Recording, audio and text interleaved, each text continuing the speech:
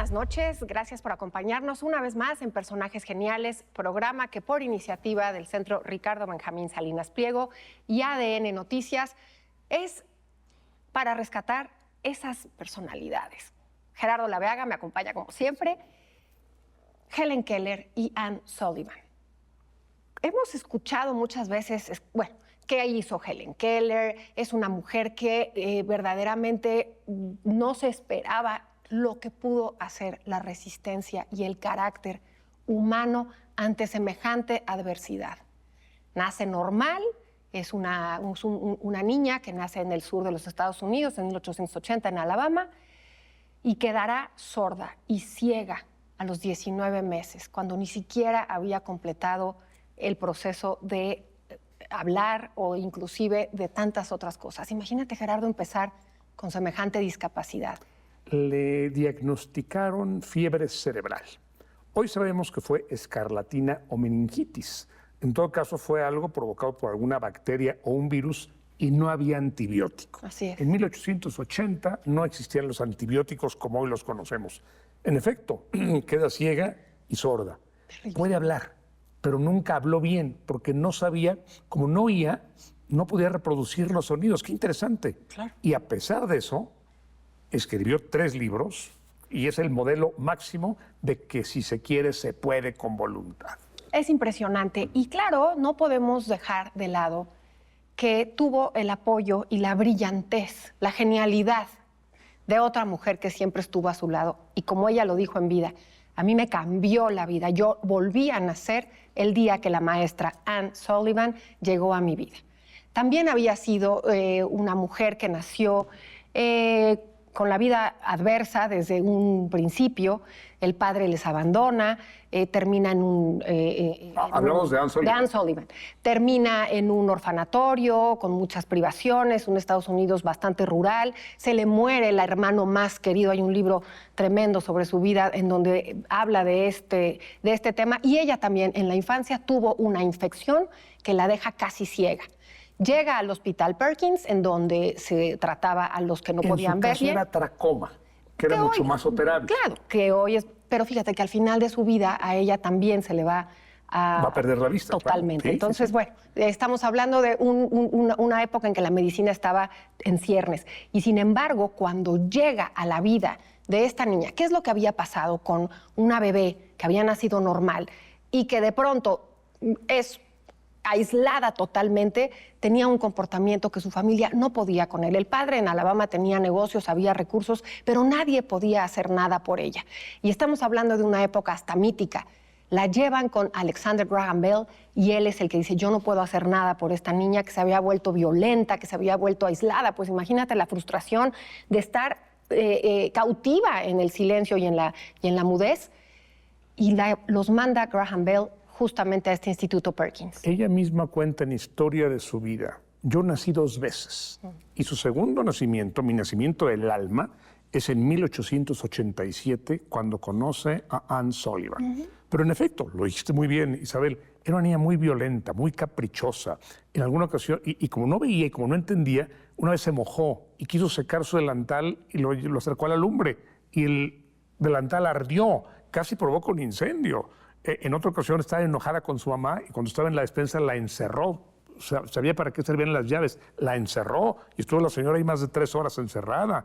Y la gota que derrama el vaso cuando la llevan con Graham Bell y cuando la inscriben en la Academia Perkins, es cuando nace su hermana, Mildred, y ella avienta a la cuna y afortunadamente la mamá pesca a la nena, a la hermanita. Pero ella era una niña muy violenta y sabes que esto no puede seguir así. La llevan con Graham Bell y ahí él la manda con Perkins y de la Academia Perkins le recomiendan a Anne Sullivan. Anne Sullivan, exacto. Ya había tenido Anne la experiencia con niños, es maestra, es la maestra por antonomasia, es la mujer brillante. Sí, pero ella no sabía, sí lo es, por supuesto, pero aprendió con Helen Keller. Pero es que ahí voy. Porque ella nunca había tomado un curso de maestra, no sabía cómo enseñar. Pero había estado en lo más importante, que era convivir con aquellos que habían perdido la vista, que además tenían un comienzo completamente desfasado de los demás, con una adversidad total. Conocía la adversidad y la complicación. Y tenían un espíritu, las dos, impresionante. Ahora, hay que decir que la materia prima, si me permites llamar así a Helen,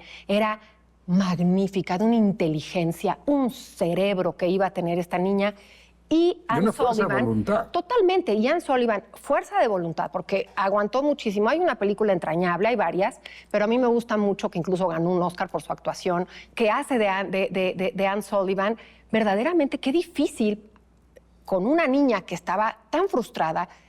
Hablan de los berrinches, eran 1 o 2 por hora, de esta terrible frustración. Pero claro, lo que hace Anne Sullivan, ya para entrar en materia, se conocía el lenguaje de las señas en la palma de la mano. Lo que no había logrado era romper ese mundo de oscuridad en el que se había quedado Helen, y lo hace con la famosa agua, cuando sacan agua de una pipa, de una bomba en su casa, y entonces de un lado siente el agua y del otro lado Anne Sullivan le pone justamente con señas que se trataba de W-A-T-E-R. Sí. Esa es la escena más famosa, más emblemática. Pero desde que llega la señora Sullivan a la casa, dice que iba a haber disciplina. Y le da una muñeca y se la quiere quitar. No. Y le escribe Doll, D-O-L-L. Y dice en su vida, en Historia de mi vida, es que entendí hasta entonces, no lo había entendido, que cada cosa tenía un nombre.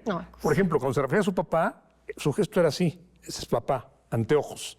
Cuando se refiere a mamá, se jalaba la cola de atrás. Mamá, papá. Pero nunca había entendido que papá era un concepto. Claro. Y Anne Sullivan, con una gran intuición de profesora, debería ser modelo, bueno, es modelo de maestra. Ya lo es. Pero empezó con ella y la empezó a disciplinar, y la niña comía, se paraba de la mesa y comía del plato de todos. Y dijo, no, se come nada más de un plato. Pues no, y gritaba y se tiraba. Y Anne Sullivan le pide a la mamá y al papá y a la hermana, salgan por favor. Yo me quedo con ella sola. A tal grado que luego se la lleva a vivir a una pequeña casita que está ahí en la granja. Y dice, vamos a vivir tú y yo. Y aquí no está ni mamá ni papá. Por supuesto. Y Anne Sullivan, para llegar a la casita que estaba al lado, dio un rodeo gigantesco por el estado para que... Sí, para que no supiera regresar.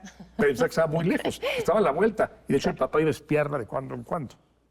El amor desmedido, obviamente, de estos padres y la empatía de los padres no fue suficiente. Lo que se necesitaba era la empatía, la disciplina, pero la conexión. La historia de Anne Sullivan y de Helen Keller se llama conexión.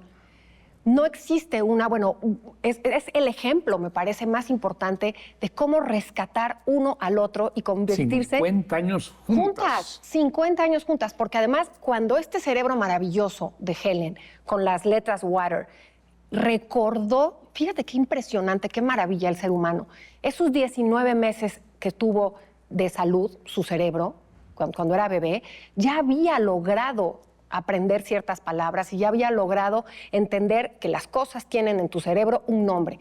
Y se le vienen muchas cosas, se desencadena la manera como empieza a aprende braille, no nada más inglés, sino griego, alemán, francés. Es impresionante. Entra como una alumna.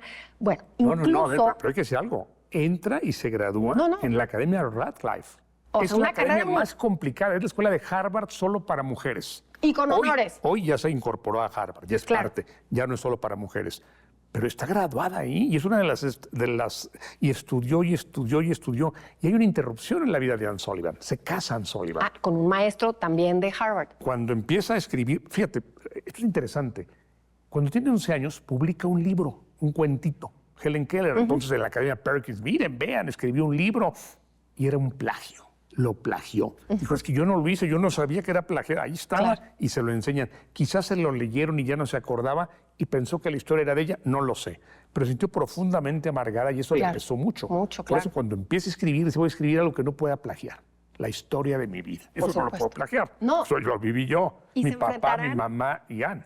Y se enfrentarán porque aunque se casa Anne Sullivan, duró poco el matrimonio, y vivieron los tres, porque vivieron todos, digamos, en la misma... Sí, se lleva, o sea, porque ella no podía... La condición era nos casamos, sí, pero viene la niña. Claro, porque lo que sucedía es que aunque entendía los signos y todo lo que hacía con este método que inventó con ella, la que daba la voz a Helen era Anne Sullivan, porque lo dices muy bien, aunque aprende a hablar, nunca fue tan fácil que se entendiera. Cuando muere Anne Sullivan en 1936, quien la acompañará después de 50 años, será otra mujer que la acompaña hasta que muere a los 88 años de edad. Thompson se llamaba la nueva. Las tres, fíjate, Gerardo, mujeres solidarias. Hoy existe una palabra que es resiliencia, pero en esa época era... No, y sororidad.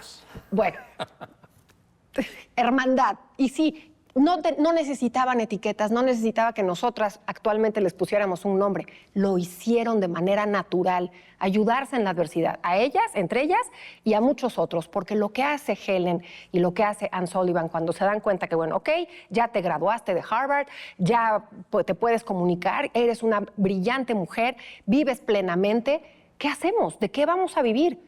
Y resulta eso que estás diciendo, de mi historia.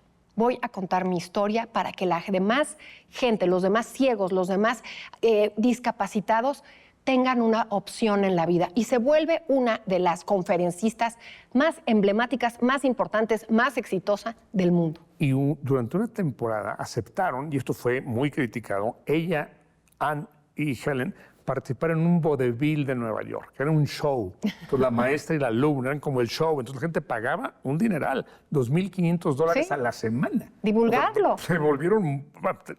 Tenían ya dinero para viajar, fue a Japón, viajó por todos lados. Por todo el mundo. ¿Y por qué es tan importante Helen Keller? Por dos cosas. Porque es un modelo, como tú lo has dicho muy bien, Isabel, pero también por algo más. Le gustaba mucho a los hombres de poder. Todos los presidentes se entrevistaron con ella. También Roosevelt. Roosevelt tenía polio, también era un hombre limitado. Y Roosevelt la utilizó, y uso la palabra con mucha responsabilidad, para que impulsara la legislación para apoyar a las personas que no podían ver y que no podían oír. Y esa legislación se debe a Roosevelt, pero también a Helen Keller, que le metió muchas ganas. Estamos hablando de activismo puro. Estamos hablando de una mujer que desde su adversidad y su éxito quiso compartirlo.